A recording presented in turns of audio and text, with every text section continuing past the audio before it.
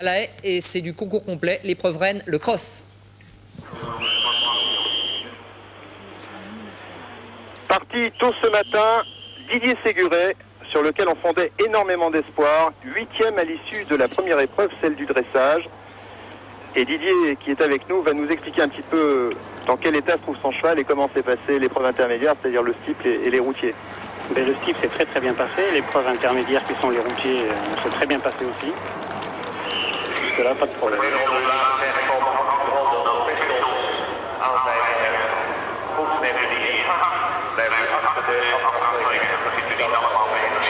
Et là, c'est la première grosse surprise de ce parcours après à peine 1 minute dans le cross. Oui.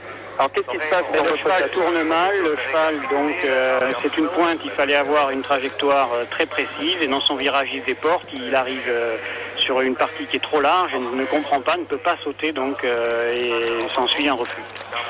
Alors après un refus comme ça, on se sent comment On se sent, on n'est pas au mieux, mais enfin bon, tout n'est pas perdu. Et donc après j'ai continué, mais vous allez voir la suite.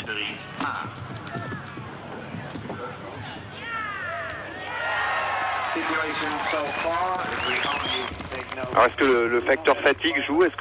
Parce que la température était relativement clémente ce Oui, matin. mais je pense que justement sur le fatigue, j'ai eu un cheval anormal, vous allez voir sur une réaction qu'il a comme là. Voilà, c'est un cheval qui, je ne comprends pas pourquoi il est pas reparti, parce que c'est un obstacle qui normalement ne devrait pas l'impressionner, et je comprends difficilement pourquoi justement il est pas reparti là-dessus. Donc là vous choisissez la petite option. Et après j'ai l'option lente.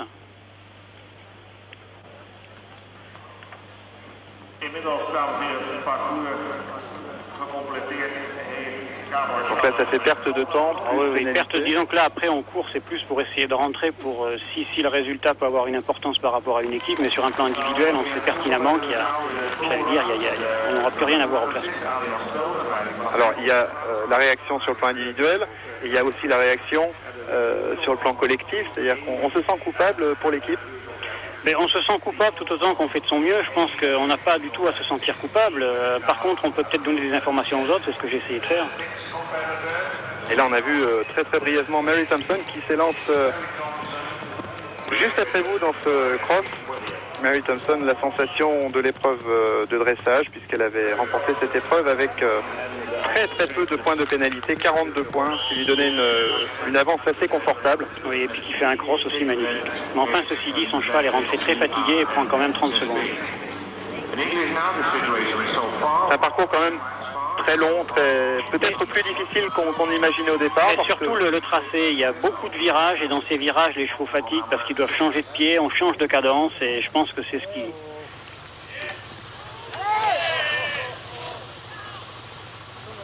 Alors là, bon, les détracteurs du cross vont peut-être se demander s'il ne vaut pas mieux s'arrêter carrément. S'arrêter, le cheval, disons, n'est pas, je pense, on n'atteint pas du tout ni à sa santé. La preuve, c'est qu'après, il termine et... Non, je pense que c'est ce jour-là, j'allais dire, c'était un jour sans, un jour où il y avait peut-être des... Mais physiquement, d'ailleurs, le cheval est arrivé, il est parfaitement symétrique, enfin, tout sur un plan état de santé, le cheval va bien, mais il ne voulait pas se livrer, je ne sais pas ce qui s'est passé.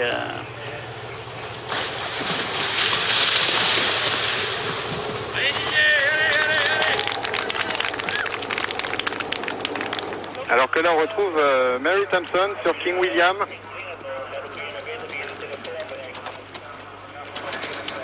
Un magnifique saut d'ailleurs.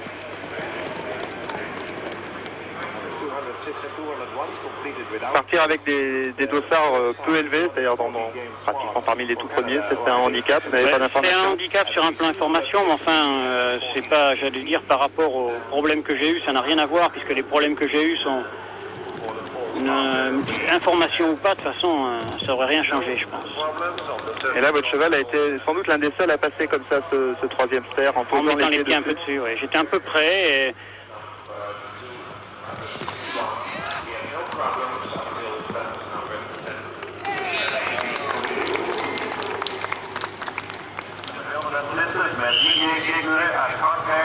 Daarvoor noteren we een weigering op 3A. We noteren een weigering op 6B en een weigering op 14. En dit werd gevorderd op de mensen die dan met ons 6 van ça se passe beaucoup mieux pour le cheval de Mary Thompson, évidemment.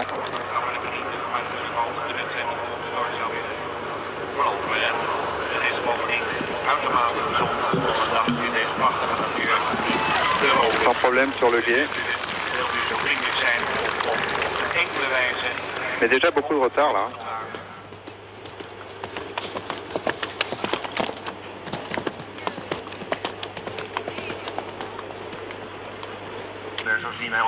Jean-Loup Vigo, que l'on voit ici en plein parcours.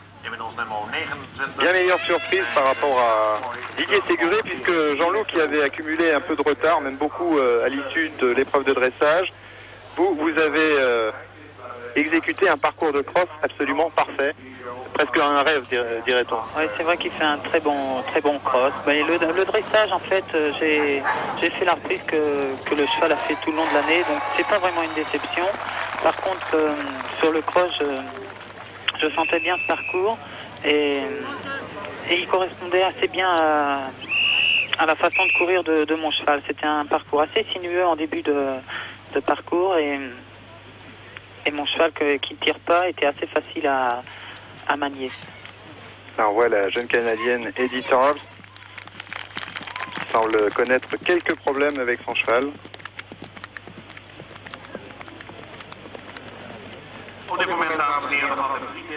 Et qui elle aussi va accuser pas mal de retard à l'issue de cette épreuve de cross.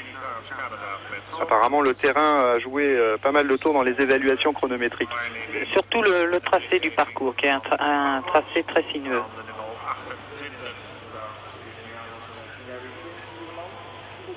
Le dernier obstacle pour la Canadienne. Voilà, pas loin d'une minute de retard apparemment. Voilà, 56 secondes 6. Ça coûte des points, 4 dixièmes par seconde de temps dépassé. Et là on vous retrouve avec Twist. Parlez-nous un peu de votre cheval qui a l'air extrêmement frais à ce stade du parcours. Oui, c'est vrai qu'il n'a pas pris très dur physiquement sur cette épreuve. Je suis parti dans un rythme assez constant. J'avais une vitesse qui me permettait de... Là, c'est l'option lente du numéro 10, voilà. Là, vous préférez carrément... Ouais, j'avais pas envie de prendre le risque d'aller tout droit. Et ensuite, par contre, j'ai pris l'option rapide sur le dernier guet. Là, il me fait un très bon saut.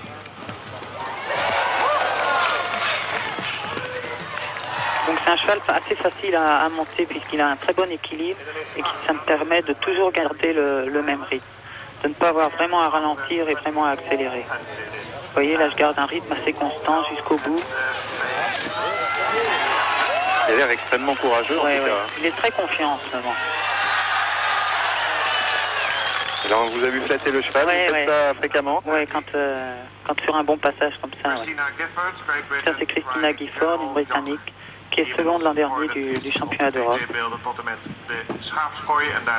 Derrière vous donc? Oui, derrière. C'était un peu le combat des chefs à ce stade de la compétition. Cette année, elle a un numéro juste après moi.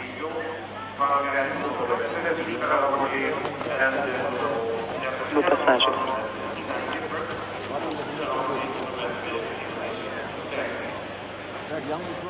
Là, on reprend de l'élan pour passer cette barrière. Le public applaudit, vous l'entendez? Oui, ça fait du bien. Et vous voyez, là, on est aux 2/3 du parcours et mon cheval est toujours très vif. Voilà, ça c'est le foot plus en fait, qui est un obstacle qui m'embêtait, qui fait vraiment très bien.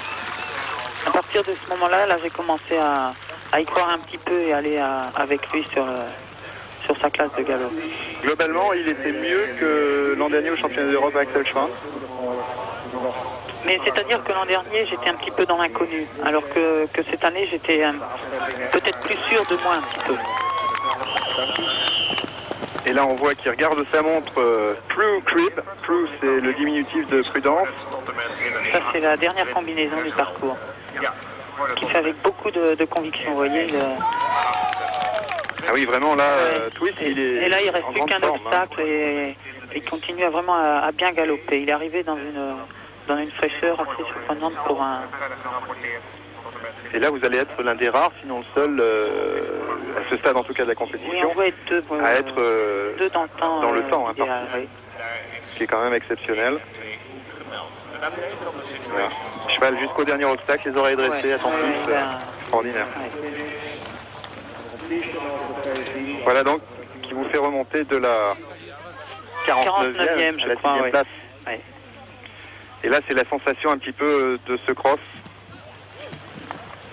jusqu'au moment où elle est passée en tout cas, puisque Prudence Crib a réalisé, alors qu'on retrouve là Christina Gifford, a réalisé le meilleur chrono sur le cross, enfin, le meilleur score. Le cheval anglais finit très bien aussi.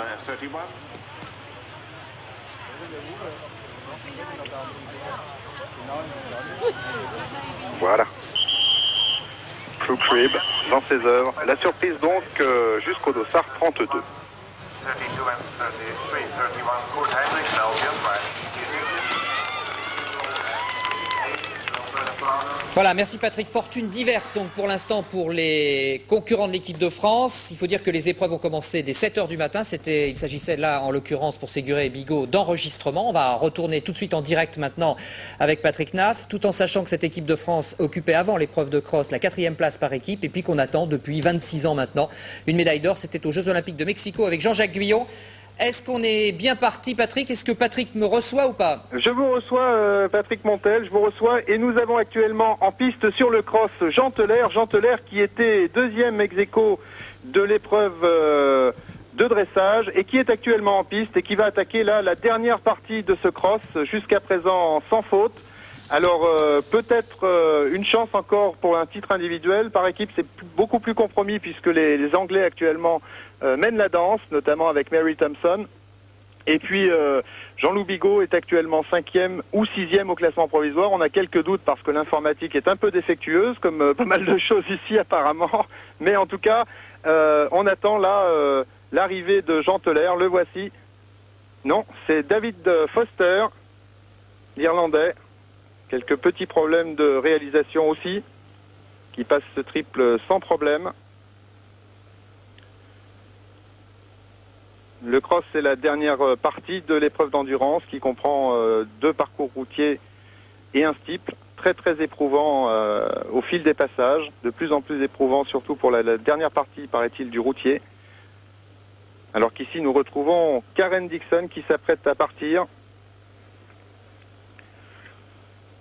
Deuxième ex-aequo avec Jean Teller. Une bataille très très chaude. Une très belle performance en tout cas d'ores et déjà pour Jean-Loup Bigot. Pour Marie-Christine Duroy, 14e actuellement au provisoire. Et la France, pour l'instant je dis bien, est 3e au classement provisoire par équipe.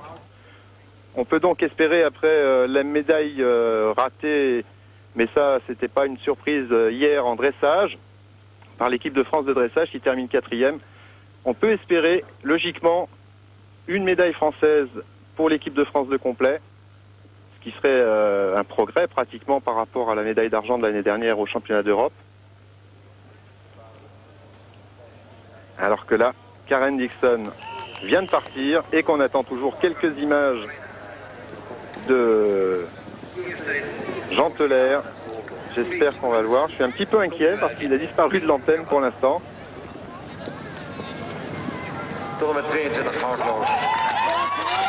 Et là, une grosse cadence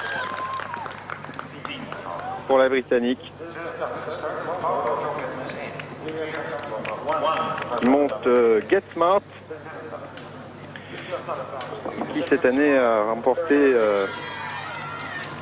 le CCI de Punchtown. Le voilà Jean Teller.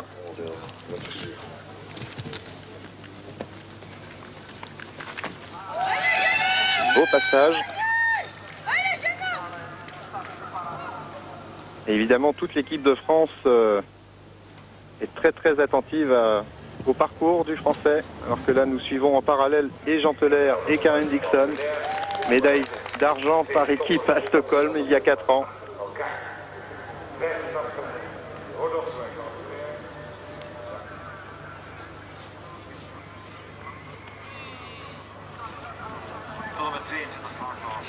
David Foster ici à l'image, au passage un petit peu limite. Mais c'est passé.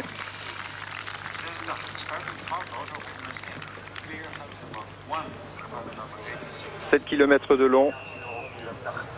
Nous ne sommes pas à La Haye, nous sommes exactement à Mersforth sur une base militaire qui a peut-être posé quelques problèmes à l'organisation.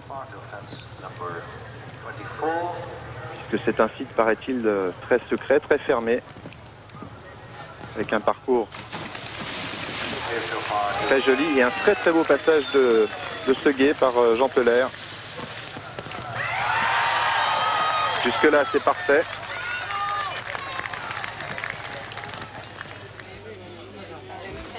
Prue, you're still in front in the first position. Are you nervous? Là, on a une petite interview de Prue Cribb, It is right early in the celle qui actuellement est en tête du classement et à qui on demande si elle est inquiète. On préférerait bien évidemment voir les images de notre Jean Teller sur Rodosto, qui a réalisé une superbe reprise. Voilà, eux aussi regardent la télé. You see yourself. On aimerait bien voir ce qu'ils voient, éventuellement. You think you're gonna win now?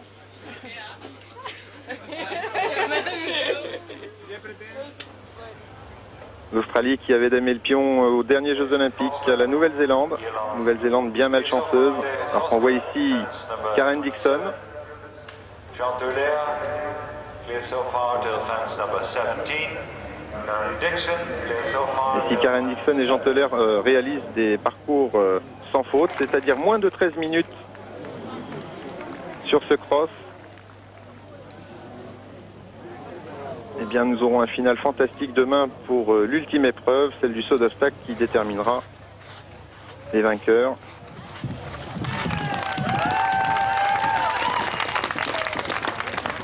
Un peu de retard là pour Foster.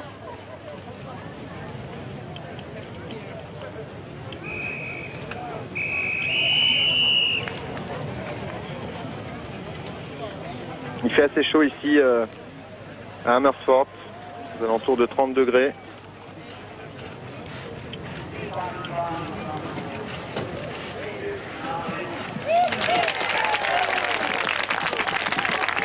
Foster relativement en retard là.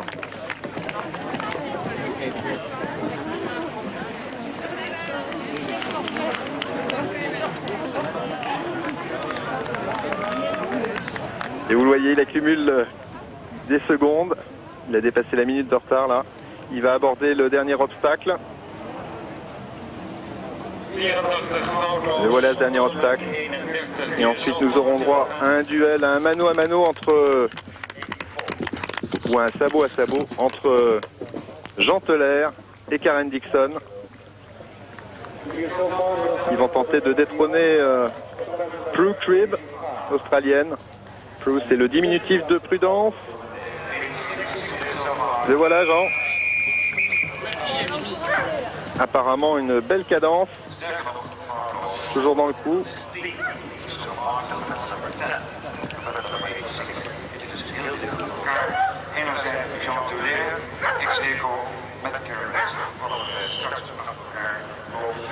Attention au guet. Oh là là! Ouh, c'est passé très très fin. Mais c'est passé. J'ai l'impression que Jean joue autant la carte individuelle que la carte par équipe. Et s'il réalise moins de 13 minutes, et on peut le souhaiter, et on peut même y penser très sérieusement maintenant, puisqu'il en est à 10-21 depuis le départ. Heureusement, cette figure n'a pas eu trop de conséquences. Il prendra la tête du classement général provisoire.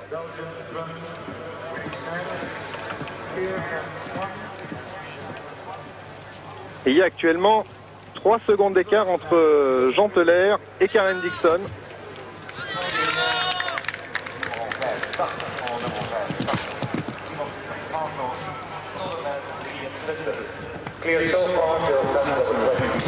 Alors que là nous avons Willy Snyers, le Belge, qui vient de prendre le départ. On aimerait bien voir évidemment la suite du parcours de Jean Teller. Celui de Karen Dixon aussi, parce que c'est là que se jouent les places d'honneur, peut-être la première place au classement général. Voilà Karen Dixon sur Get Smart, qui était déjà à son cheval à Séoul en 1988.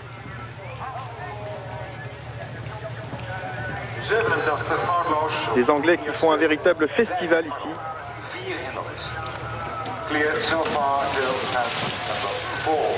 Pas de problème, moins facile que Jean Teller apparemment sur ce guet.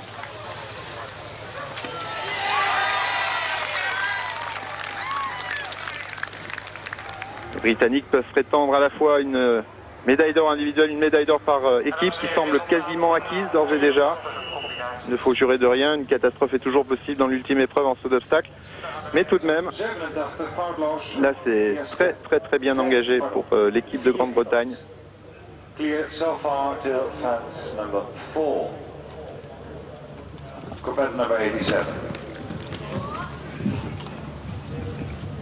Alors que là nous avons le Belge Snijers.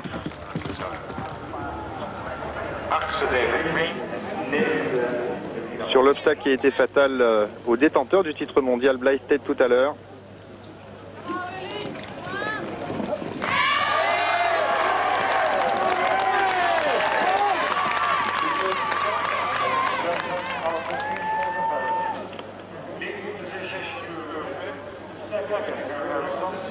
« 44 ans passés, Snijers. Et voilà, Jean Teller dans les derniers mètres pratiquement du parcours. Il y a encore une combinaison un peu piégeuse là, l'avant-dernier obstacle. On aimerait bien voir le chrono s'afficher sur l'écran. Il a pris peut-être un petit peu de retard au temps, oui. Il faut quand même soigner cet enchaînement. On a vu tout à l'heure quelques surprises. Là maintenant, il faut qu'il laisse aller. Je ne cache pas qu'il y a énormément de tension dans le camp français, dont une grande partie est dans la cabine de commentaires.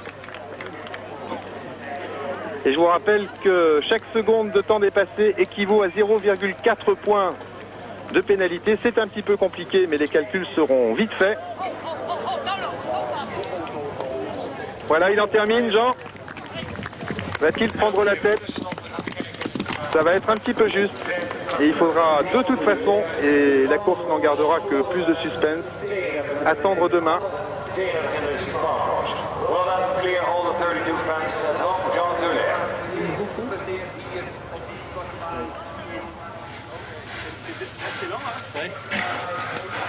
En tout cas, je crois qu'il a tout donné, il a tout essayé. Il a perdu un petit peu trop de temps sur les derniers mètres du parcours, malheureusement. Il était dans les temps jusqu'à 3-4 obstacles avant l'arrivée. Les spécialistes avaient prévu qu'il perdrait un petit peu de temps peut-être sur le parcours, mais l'essentiel, on a vu qu'il y a eu beaucoup de problèmes. L'essentiel est d'arriver entier et sans problème. Karen Dixon maintenant.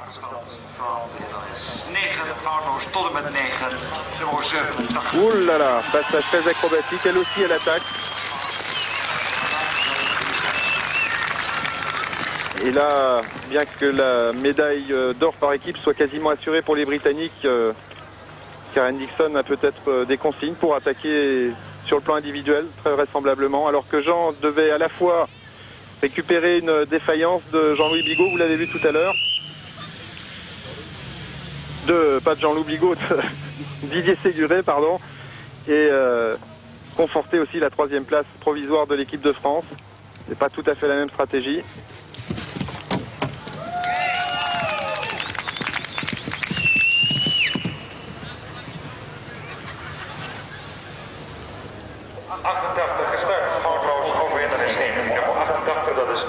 Jean Teller en tout cas a réalisé une superbe performance. Deuxième du dressage, c'était un résultat inattendu, d'autant que son cheval avait fait un petit peu des siennes en début de reprise. Donc il avait décidé de partir malgré tout sans complexe, alors que beaucoup se seraient peut-être crispés. Lui a préféré jouer sa carte. Et là, il y a carrément une escalade d'obstacles par Willy Snijers, le Belge. J'espère qu'il n'y a pas de blessés, mais surtout que l'obstacle n'est pas détruit. Ça nous a valu près d'un quart d'heure d'arrêt de la compétition tout à l'heure. Et on aimerait bien voir assister au passage de... On va revoir cette faute au ralenti.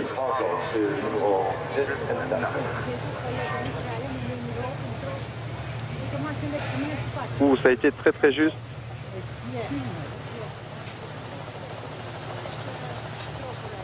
On aimerait bien, je disais, assister au passage de Mark Todt, qui sera le dernier à s'élancer. Mark Todt, le double champion olympique, qui est lui aussi une des grandes figures du concours complet mondial.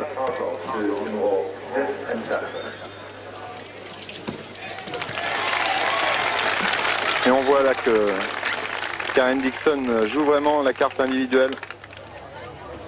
Il faudra tout de même faire attention parce qu'il y a une visite vétérinaire juste à l'issue du cross. Il y a aussi une visite vétérinaire avant de prendre le départ du saut d'obstacle demain.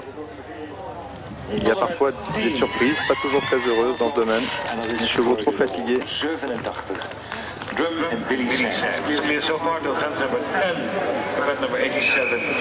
Elle prend aussi un peu de retard par rapport aux 13 minutes imparties pour le parcours. Maintenant, est-ce que Karen Dixon va concéder plus ou moins de temps que Jean Teller?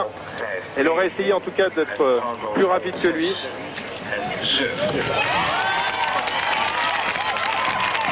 Il lui reste encore un obstacle à parcourir.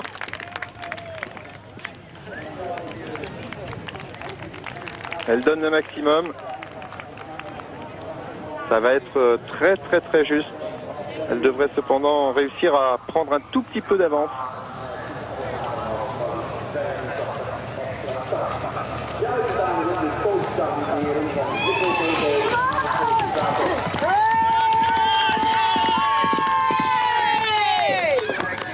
C'est la première place qui se joue. Là encore 0,4 points par seconde. Ça va être très très juste pour la première place. En tout cas, elle est devant Jean Teller.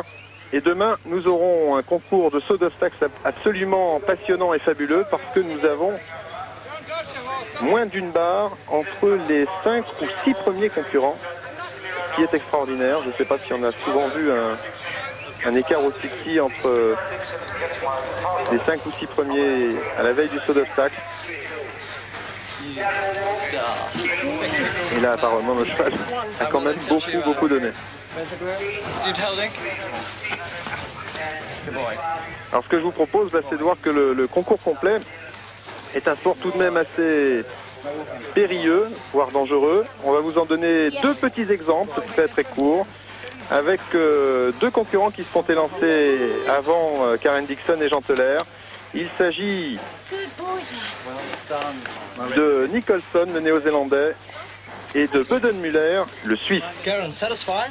Oh, yes, thank you. Had a nice ride.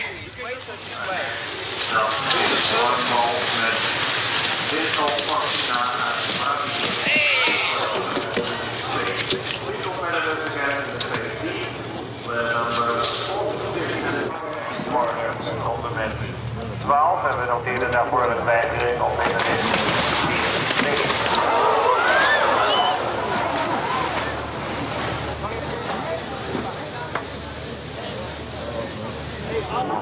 Siehst du, ja, genau das, wenn du jetzt hier auf Lenkrudel guckst und normal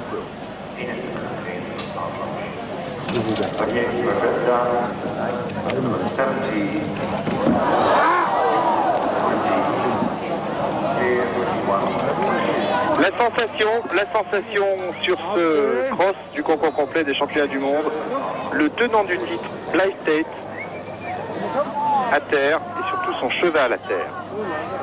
Oui, le cheval trébuche d'abord, paraît mal à l'aise, et là il a beaucoup de mal à faire ce saut, et c'est une chute vraiment terrible, parce que le cheval ne se relève pas. Si, voilà, maintenant, pendant le ralenti, on a pu voir le cheval se relever. Il s'agit de Delta, c'est la demi-sœur de Messiah, mais malheureusement c'est l'abandon pour Blythe. Ça c'est très surprenant parce qu'on attendait beaucoup de ce couple. Blythe n'avait pas retrouvé son cheval des championnats du monde, Messiah, mais il avait retrouvé sa demi-sœur. Les deux chevaux ont le même père. Et évidemment, il avait préparé ces championnats du monde avec énormément de ténacité. Il croyait beaucoup pouvoir garder son titre. Là, c'est une très grosse surprise de voir le super champion Blystedt devoir se retirer comme ça avec son cheval qui, je pense, n'est pas blessé gravement. C'est heureux parce qu'on a eu très peur sur le coup. Et on s'est aperçu aussi que cet obstacle était beaucoup plus gros que ne le laissaient penser les images à première vue, parce que effectivement un saut un peu mal jugé, soit par le cavalier, soit par le cheval, mais en tout cas, heureusement, il n'y a pas de casse, et c'est aussi une grosse déception pour la Nouvelle-Zélande. Là, il est certain que c'est une énorme pénalisation pour la Nouvelle-Zélande, et Mark Todd, tout à la fin, ne sera pas de trop pour rattraper cet énorme retard pris par l'équipe.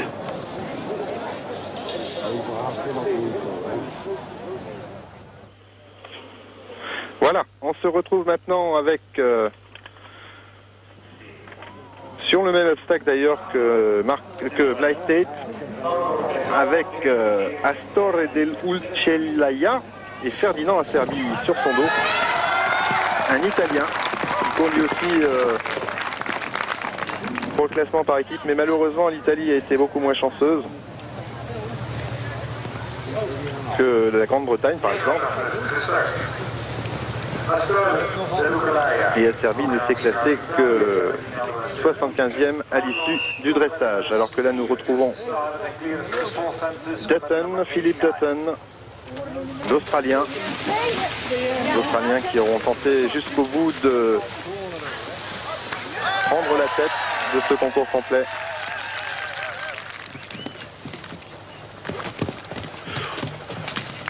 Très beau passage là.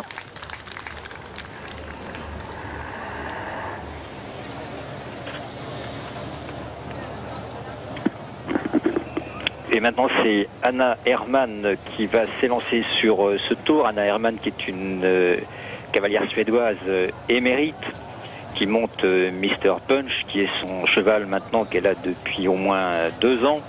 Anna Herrmann que nous connaissons bien en France car elle est très fidèle au concours complet français, au Lion d'Angers, à Saumur. Elle a remporté le CCI de Saumur il y a quelques années. C'est un CCI 3 étoiles. Le championnat du monde, c'est compté grosso modo comme un 4 étoiles.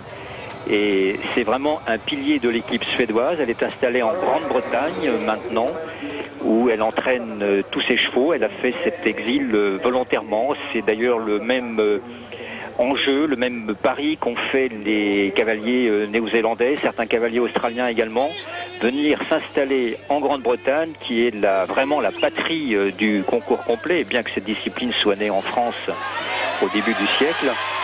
Et concernant Anna Herrmann, ça lui a jusqu'à présent bien réussi parce qu'elle est souvent très bien placée et elle a toujours d'excellentes reprises de dressage, sauf ici dans ces championnats du monde en Hollande où malheureusement elle a manqué son premier jour de compétition. Ce complet qui se déroule sur 3 jours, dressage, épreuve de cross aujourd'hui, épreuve d'hippique demain, il faut être bon partout. Voilà, c'est vraiment l'enjeu de cette discipline très exigeante et tellement sévère. Alors là, nous avons maintenant une fin de parcours à 15 minutes, c'est très lourd pour le cavalier que nous allons voir. Voilà, Anna Herrmann qui s'en va maintenant avec Mr. Punch, qui est un cheval très près du sang, cheval britannique. En général, les cavaliers de concours complet recherchent de plus en plus des chevaux très près du sang, voire même des pur sang intégraux, tels les Australiens, tels les Néo-Zélandais qui vont chercher leurs chevaux tout simplement dans leur pays parce qu'ils sont parfaitement adaptés à ce type de discipline, à ce type de terrain. Ils se régalent sur ces cross-country où on traverse la campagne, on traverse des quantités de terrain divers, des dénivelés, des pentes, des contrebas, et tous les chevaux pur sang anglo-saxons se régalent avec ce type de terrain. Nous allons voir si aujourd'hui, Mr. Punch, voilà, ça c'était très bien franchi, c'était une option directe pour la cavalière suédoise. Un éperon qu'en général les cavaliers ont pris, mais certains ont préféré prendre des options lentes. Je veux dire que le parcours ici est remarquablement construit parce qu'il a prévu un certain nombre d'options lentes pour les cavaliers qui sont moins sûrs de leur cheval. Et en revanche, les options directes sont assez nombreuses, qui permettent d'être empruntées par un maximum de couples. Et ça, je dirais que dans l'esprit de la construction des parcours, c'est un gros progrès par rapport à une compétition comme celle de Barcelone, car il semblerait que les chefs de piste aient enfin compris que le complet, le but n'est pas d'éprouver les chevaux, mais d'offrir un spectacle sportif agréable à tous ceux qui viennent admirer cette compétition. Et Dieu sait qu'aujourd'hui ils sont nombreux. On a dénombré plus de 50 000 spectateurs aujourd'hui sur ce terrain de Vlazakers. 50 000 au moins, peut-être 70 000. Nous en aurons la confirmation plus tard. C'est extraordinaire de voir l'engouement de cette discipline dans des pays comme la Grande-Bretagne, la Hollande qui organise d'ailleurs régulièrement de très beaux concours complets. Ce n'est pas un refus là, ce n'est pas un refus, simplement la cavalière hésite un petit peu, et voilà, et elle est repartie sur cette combinaison. La Hollande, donc, disais-je, est très à la pointe du concours complet, puisque de nombreux fervents se pressent chaque année dans les concours de Breda, du Bloquello, qui sont des concours de bon niveau. Et à chaque fois, ces concours traînent des amateurs éclairés, très fervents, qui sont un peu les tenants de ce culte pour le complet, qui fait de plus en plus d'adeptes dans le monde. Là, nous avons maintenant une fin de parcours pour ce couple australien qui fait très bien, avec 13 minutes 13 secondes, donc simplement 13 secondes de dépassement. Et compte tenu des contre-performances qui ont été effectuées aujourd'hui, vous pouvez dire qu'un chrono à 13 minutes 13, c'est excellent pour ce couple australien. Malheureusement pour l'Australie, on pourrait dire que le chef d'équipe n'a pas fait tout à fait les bons choix concernant l'équipe, car il y a de bonnes performances individuelles. Je ne suis pas sûr, malheureusement l'informatique ne veut pas nous le confirmer pour le moment, je ne suis pas sûr que l'Australie en tant qu'équipe fasse réellement bonne figure. Je dirais tant mieux pour les affaires de l'équipe de France, tant mieux pour celles des autres pays anglo-saxons, car Dieu sait qu'il y a une concurrence extraordinaire entre les pays anglo-saxons pour les meilleures places sur le podium du complet. Mais vous l'avez dit tout à l'heure, Patrick, et la Grande-Bretagne a maintenant d'extrêmes chances de reconquérir ces torts qu'elle a perdus depuis 4 ans maintenant, qu'elle a perdu à Stockholm au championnat du monde et qu'elle a encore perdu aux Jeux Olympiques à Barcelone. Alors on espère bien pouvoir vous montrer dans quelques minutes le départ d'une figure du concours complet qui est Bruce Davidson, qui est un cavalier américain qui a 54 ans et qui court toujours à son âge. Alors on voit que ce sport est fabuleux pour les cavaliers qui permettent comme ça à des hommes d'âge relativement mûr de monter encore. Petite option lente pour la cavalière, je crois qu'elle a raison. Beaucoup d'excellents cavaliers ont opté pour cette option longue. C'est la prudence. Et après ça, on sait qu'on va rattraper le temps perdu ailleurs. Et on attend également, peut-être aura-t-on le plaisir de vous le montrer. Alors là, c'est une figure légendaire et maintenant historique. C'est le double champion olympique Mark Todd, qui a cartonné à nouveau sur la grande épreuve britannique de badminton au printemps dernier, où il a, au pied levé, il a remporté l'épreuve de badminton et il a classé un deuxième cheval en 5e position. Et c'est ce deuxième cheval, Just an Ace, juste un as, un crack, quoi, qu'il monte aujourd'hui, Mark Todd.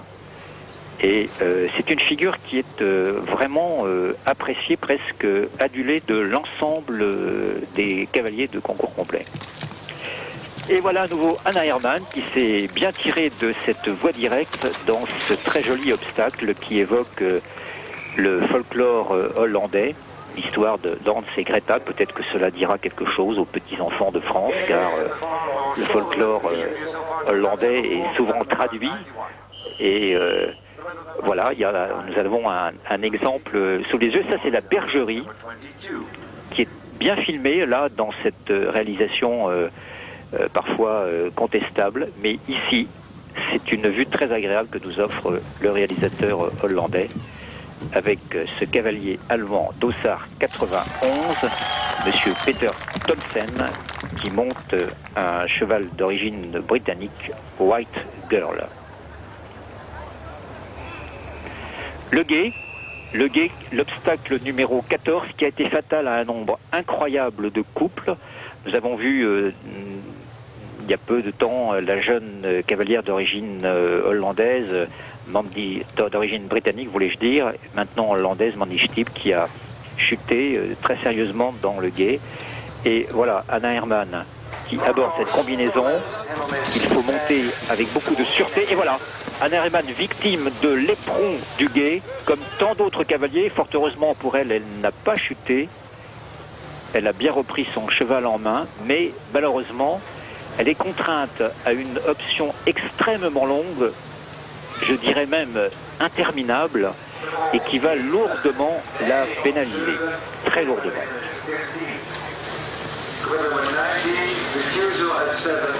Oh là là, oh là là, oh là là. Alors là, alors là, manifestement, le cheval doit accuser la fatigue. La cavalière n'est pas blessée, le cheval a l'air bien, pour autant qu'on puisse l'être rendu à ce stade du parcours, et avec une chute tout de même démoralisante, je dirais, même si elle n'est pas grave pour le cheval.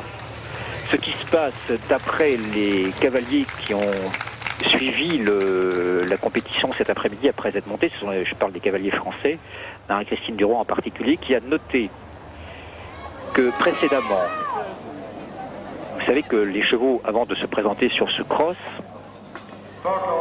effectuent un parcours routier, un premier, ensuite il y a un steeple, et ensuite il y a un deuxième, voilà, à nouveau un...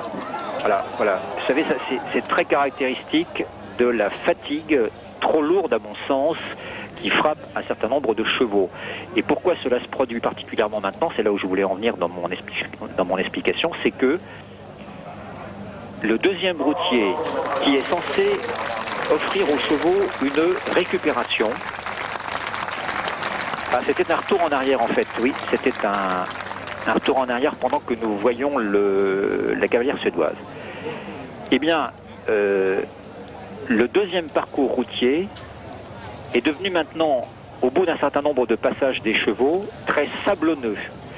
Ce qui fait que l'effort qui normalement devrait permettre au cheval de récupérer, cet effort est trop grand, et lorsqu'il se présente au départ du cross, les chevaux ont trop de fatigue dans les membres. Alors ça, c'est évidemment quelque chose qui devra être revu par les prochains constructeurs de haute compétition, parce qu'il n'est pas normal qu'un parcours routier ne permette pas aux chevaux de récupérer après le steeple. Voilà. Bruce Davidson maintenant en piste. Bruce Davidson, grand cavalier devant l'Éternel, qui a seulement 54 points 20 au dressage. Donc 12e au classement provisoire à l'issue du dressage hier soir. Super cavalier qui monte un cheval qui s'appelle Eagle Lion, un hongre de 9 ans, jeune cheval. Il a été champion du monde en 74, si ma mémoire est bonne. Il a ensuite accumulé des très bons accessites avec l'équipe américaine, et il a permis à l'équipe américaine de se hisser à la seconde place hier à l'issue du dressage. Avec lui, c'est certain que les Américains ont leur médaille d'argent potentielle à défendre. Et donc voilà un parcours capital, à la fois pour le podium par équipe et le podium individuel. Il a sauté vraiment cette voie directe superbement.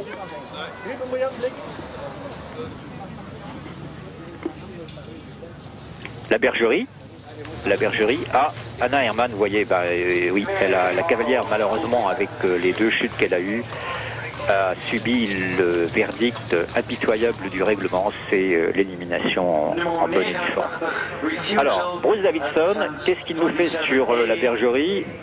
Il n'y a pratiquement pas eu de faute sur cette combinaison pendant la journée. Ça se saute bien. Voilà. Et je pense qu'on pourrait peut-être demander à Jean-Loup Bigot, qui est toujours avec nous, comment il juge le style du cavalier américain. C'est un style irréprochable, il a beaucoup d'expérience et en plus, là je pense qu'apparemment il a un très bon cheval. Il est pas trop loin au classement après le dressage et un bon cross peut le faire revenir dans les médailles.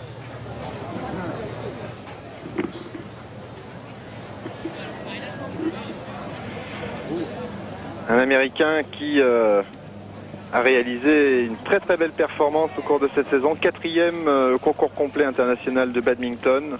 C'est un peu la Rolls des concours complets. L'épreuve la plus difficile, l'équivalent en prestige du Grand Prix de Monaco pour les aficionados d'automobile ou de Kitzbühel pour les skieurs. Excellent cavalier qui risque de mettre à mal l'accessible pour la médaille de bronze par équipe de l'équipe de France. Une équipe de France menacée également par l'Allemagne. Encore qu'avec la chute de Peter Thomsen maintenant, cette 3e place semble à peu près accrochée. Et l'informatique qui fonctionne avec beaucoup de retard nous indique que Jean Teller s'est classé à la 10e place du provisoire.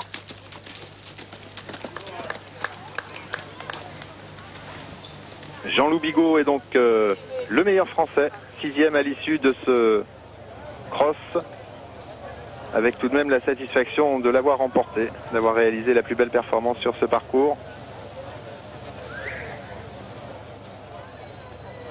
Alors que nous voyons se préparant maintenant Luis Alvarez Cervera, connu tout autant des pratiquants, des compétiteurs du concours complet que du saut d'obstacle. Un grand monsieur de l'équitation. Et si nous avons un petit peu de chance, nous aurons l'inénarrable Marc Todt juste après lui, dans quelques minutes. Pourvu que le planning soit tenu.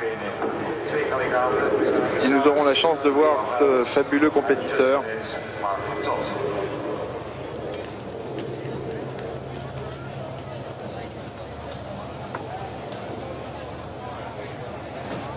Cervera qui courait aux Jeux Olympiques en concours complet et qui récupère ici son cheval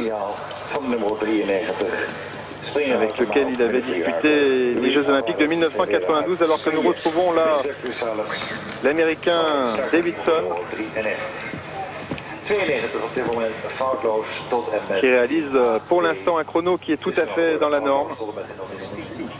Alors évidemment, l'important n'est pas de faire le meilleur temps, l'important est de rentrer au box, à l'écurie, en ayant réalisé exactement le temps qui est imparti pour disputer la distance, pour courir la distance, de manière à faire le moins de pénalités possible.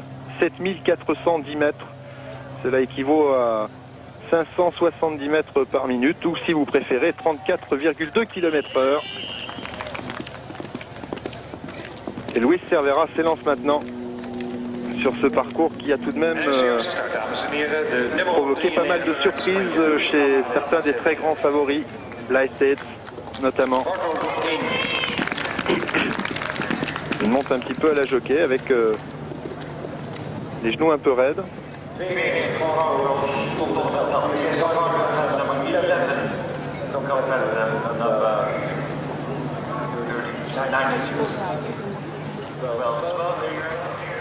Alors que l'on attend ici sur ce coin qui a été si malmené par un compétiteur juste avant. Il s'agissait de Snyder. Alors que là, Davidson passe sans aucun problème. Avec quelques supporters qui hurlent. Je ne sais pas si vous pouvez les entendre. Et on doit faire un petit peu grise mine ici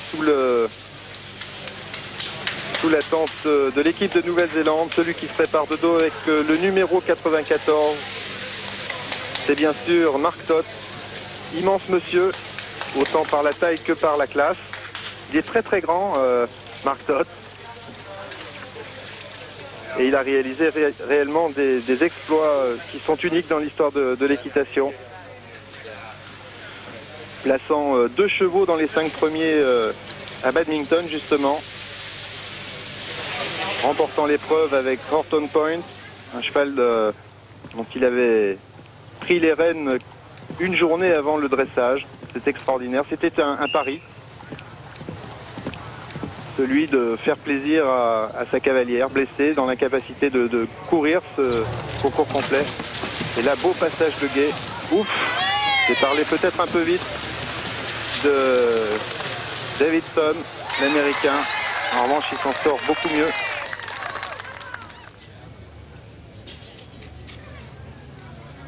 Alors que là, nous voyons Cervera.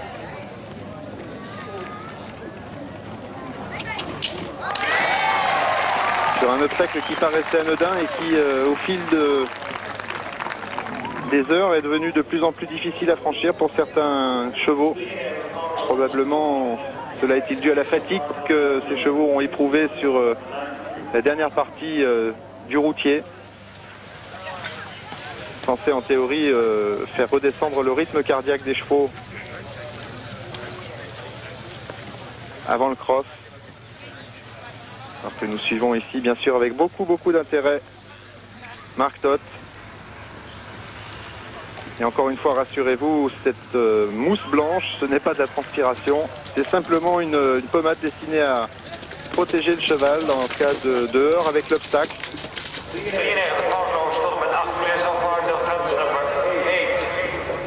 À faire glisser ses membres sur des obstacles qui, je vous le rappelle, sont fixes, contrairement aux sauts d'obstacles. Là, il n'y a pas de barre qui tombe.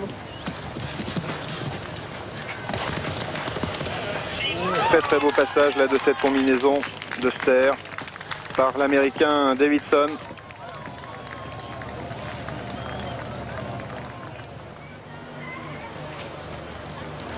Il vient de l'État de New York.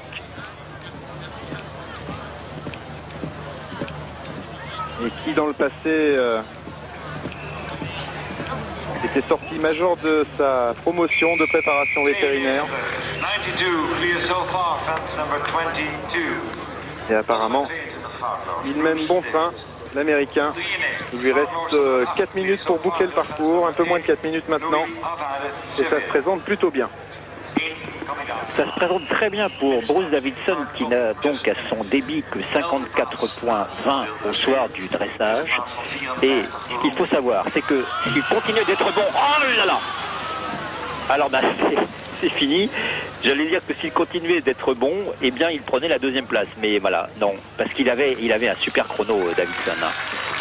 Alors là voilà, ça c'est très sévère parce qu'une chute c'est 60 points et maintenant ça y est, il est relégué très loin. Vous savez que la chute de Davidson à l'instant fait considérablement les affaires de l'équipe de France.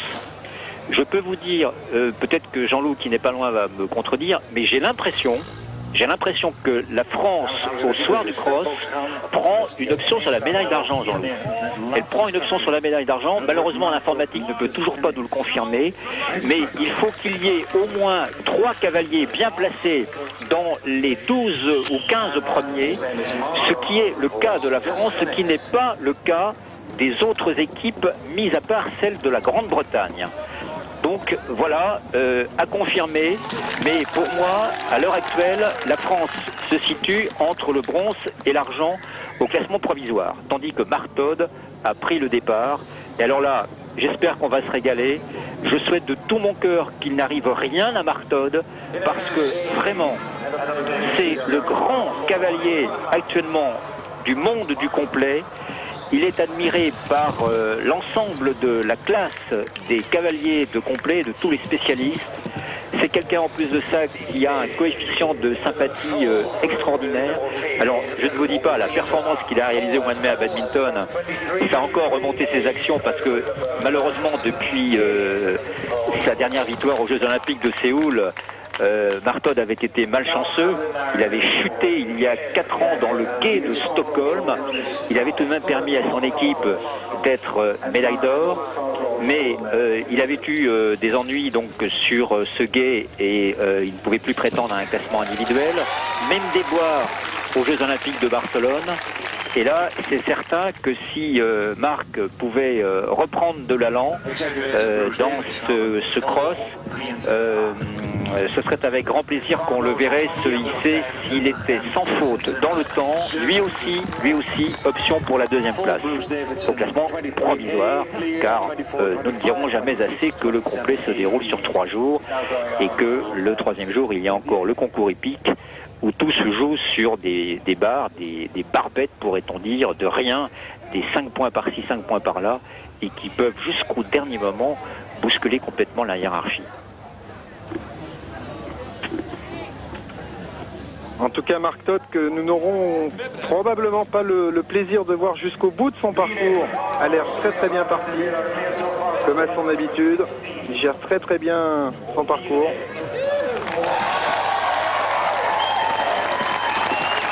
Entre les destructions d'obstacles et les chutes, malheureusement, le programme a pris un tout petit peu de retard.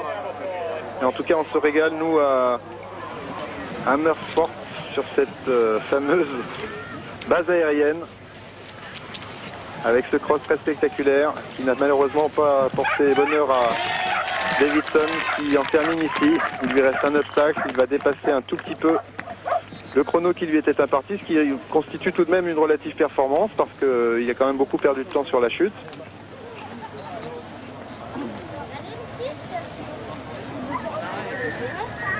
Il perd bien sûr 60 points, le pauvre américain.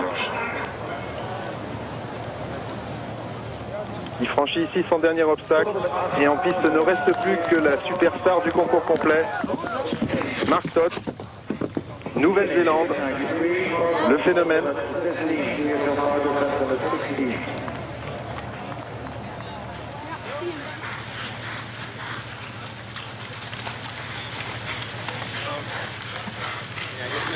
Ah, c'est très dur pour l'Américain.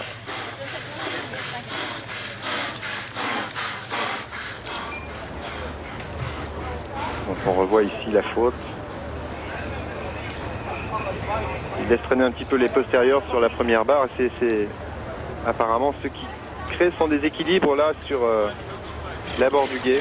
Cheval très courageux tout de même parce que se jeter comme ça sur un obstacle alors qu'il est vraiment pas du tout équilibré.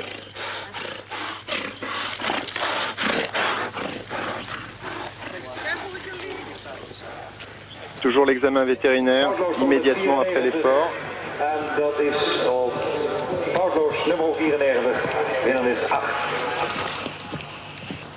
Et Mark Todd ici, qui lui aussi choisit une option lente. Ce que pratiquement tout le monde a fait sur ce cross. Il faut dire qu'il était truffé de difficultés ce parcours. Donc pour l'instant au classement général provisoire, nous avons 2 jeunes filles, une Australienne, Prue Cribb, Prudence. Prue, c'est le diminutif de Prudence. Une Australienne dont on ne connaît pas le palmarès international en Europe. Elle débarque et elle se permet de damer le pion à tous les hommes et à tous les vieux routiers, si j'ose dire, du concours complet. Mary Thompson, beaucoup plus connue, qui est à peine à un petit point, c'est-à-dire moins d'une barre, puisqu'une barre en concours de saut d'obstacle de concours complet coûte 5 points. Rappelez tout de même que les Français se sont très très bien comportés. Jean-Loup Bigot, qui est passé maintenant à la 7e place. Jean Teller, qui lui malheureusement a rétrogradé de la 2e place après le dressage à la 11e place à l'issue du cross. Et puis Marie-Christine Duroy, 17e au classement général provisoire. C'est très très bon. Malheureusement, on n'a pas les indications informatiques qui nous permettraient de vous donner le classement de manière certaine, savoir si les Français ou non sont médaillés de bronze, alors que Mark Todd va en finir et que nous aussi, nous allons vous quitter en direct de Amersfoort, base aérienne de Tuflasaket, tout près de la haie, au championnat du monde d'équitation, Jeux équestres mondiaux, et nous vous retrouverons très très bientôt pour en parler. Le résultat final avec Marc Todt dans Tout le sport tout à l'heure. À vous Patrick. Oui, on peut rester encore une petite minute sur Marc Todt, c'était Ah sympa. bah on a de la chance alors. Oui, bien sûr. Oh là là, surtout Regardez, qu'il tombe, on a bien Patrick. fait. Aïe, aïe, aïe. Alors là c'est un coup dur pour le néo-zélandais. Ah oui, qu'est-ce que ça veut dire ça alors? Alors soit c'est la fatigue du cheval, soit c'est une bête faute d'inattention. Il faudrait qu'on revoie ça au ralenti si le temps nous le permet. Bah oui, on va regarder ça, j'espère Parce qu'on que va... ça c'est extraordinaire. Dites-moi, il n'est pas chanceux là, vous nous avez parlé de ces Les déboires aux Jeux Néo-Zélandais, là, Olympiques. vraiment, ils sont extrêmement, ils sont maudits sur cette épreuve parce que ils dominent la discipline depuis plusieurs années. Et là, peut-être que le virage a été pris. Alors voilà, on va arriver Marc Todt. Et là, le cheval trébuche apparemment dans l'eau. Difficile de dire exactement ce qui s'est passé. Apparemment, la fatigue. En tout cas, les Néo-Zélandais bien malheureux. Bien malheureux ici, puisque il y a un Néo-Zélandais bien classé.